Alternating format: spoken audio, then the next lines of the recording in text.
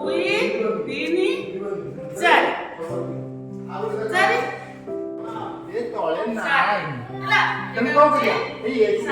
ନେଇ ଆସିବା ହେଇଗଲା ସାତ ହଁ ଲେଖି ଦିଅ 150 ବୁଝିପାରିଲ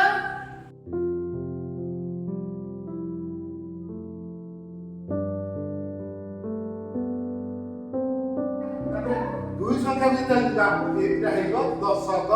ଦୁଇ ସଂଖ୍ୟାକୁ ପଳେଇ ଆଇଲେ ଏକକ ସଂଖ୍ୟା କି ଦଶକ ସଂଖ୍ୟା ତେଣୁ ଆମେ ଏଇଠି ଲେଖିବା